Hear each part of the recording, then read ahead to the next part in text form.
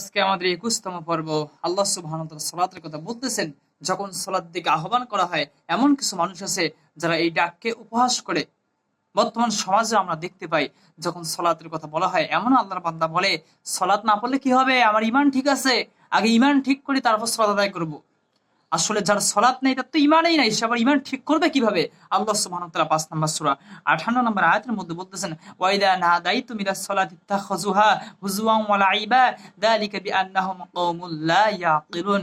রব্বুল আলামিন বলতেছেন, আর যখন তোমরা সালাতের জন্য কি করো, আহ্বান করো, তখন ওরা কি করে, এই আহ্বানকে উপহাস করে। ওরা এমন লোক যারা কিছুই বুঝে না, যারা কিছুই জ্ঞান রাখে না। সলাতের দিকে যখন আহ্বান করা হয়, এই ডাককে তারা কি করে, হাসি করে, তামাশা করে, ঠাট্টা করে, বিদ্রুপ করে।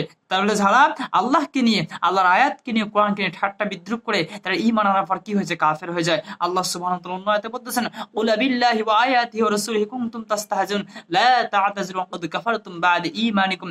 যারা আল্লাহকে নিয়ে, আল্লাহর আয়াতকে নিয়ে, যারা রাসূলকে নিয়ে কি করে, ঠাট্টা বিদ্রুপ করে, হাসি তামাশা করে, ক্বাদ কাফারতুম বা'দা ঈমানিকুম, এরা ঈমান আনার পর কাফের হয়ে যায়। আল্লাহ সুবহানাহু ওয়া তাআলা সূরা আনফাল ৮ নম্বর সূরা ৩৫ নম্বর আয়াতের মধ্যে বলেন, ওমা কানা সালাতুহুম ইনদাল বাইতি ইল্লা মুকাআন ওয়া তাসদিয়া ফাযুকুল আযাবা বিমা কুনতুম তাকফুরুন। কাবা গৃহের নিকট তাদের সালাত হলো, আল্লাহ সুবহানাহু সূরা আনফালের ৩৫ নম্বর আয়াতে বলতেছেন, কাবা গৃহের নিকট তাদের সালাত হলো হাততালি দেওয়া আর শেষ বাজানো। তারা হাততালি দিত আর শেষ বাজানো, তারা সালাতে আসে নাই, তারা কুফরি করেছে। আল্লাহ বলছেন ফাযুকুল আযাব, তারা শাস্তি ভোগ করবে, ফাযুকুল আযাবা বিমা কুনতুম তাকফুরুন, যেহেতু তারা কুফরি করত।